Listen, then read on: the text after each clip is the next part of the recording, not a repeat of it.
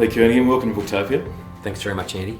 I'd love you to tell me a little bit more, as soon as we start, about Ray Kernaghan's Cavalcade of Stars. Yes, show. yeah. Well, the book actually opens up with us about to head out on the Ray Kernaghan's Cavalcade of Stars show, which featured my dad as a country singer, and he was selling a lot of records back then in '82, his gold and platinum albums, but he also had just bought the world's fastest truck, Waltzing Matilda, and it had a jet engine in the back of this truck from a Canberra jet bomber that flew missions in Vietnam. It was a beast of a thing, and it was officially the world's fastest truck over the Flying Mile.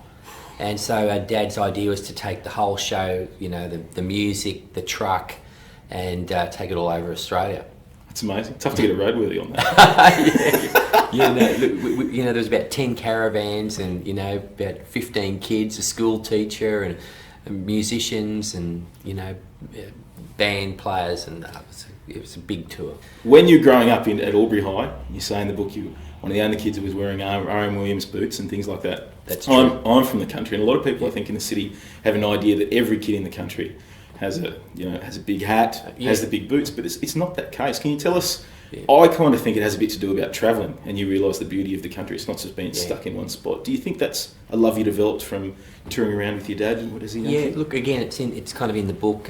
Some of the early stuff people don't even know about. You know, when I was 13, I was on tour with my dad and the family. I was travelling around Australia on one of the early pioneer country music shows called the Rick and Phil Carey Show, but the young musicians in the band were switched on to this movement called outlaw country that was coming out of Texas and the southern states of America, and that's how I got switched on to country, and that's eventually made me the most uncoolest kid at Murray High School. And it's the great thing I love about this book, and I love about all musician memoirs, is when you go into lyrics and you sort of tell your story as well through the lyrics. How different is the process of writing a book to writing a song, writing an album? Well, see, when you're writing a song, you've only got 4 lines, or 4 to 8 lines. Then you got the chorus, and usually there's a saying in songwriting, don't bore us, get to the chorus. But with a book, you really have a license to sort of paint the picture of where you were, and this book has been put together with some wonderful writing with Colin Buchanan, who we've written heaps of songs together. Yeah, I was going to say, you've already collaborated with him on so much. Yeah, the first song we wrote was She's My Ute back in '92, I think it was. Yeah. So he's been with me for much of the ride. So we wanted to make this book very visual and sensory, and we didn't want it to be boring. Yeah. Didn't want it to be too self-absorbed, so hopefully, people will find it entertaining. Yeah, it is. One more question that I'd like to ask is that the country often has a lot of pin-up boys, they always want that. Yeah. Did you feel a pressure? If we go back to, I think in about 1996, you talk about having your hands in sort of like the Hall of Fame in Tamworth, and you're really at this peak point of your powers, and this is around the middle of one of the worst droughts. Did you feel a pressure? Look, I've tried not to get too carried away with my own publicity, to be honest, so... and you're only as good as your last show. Yeah. Fair dinkum.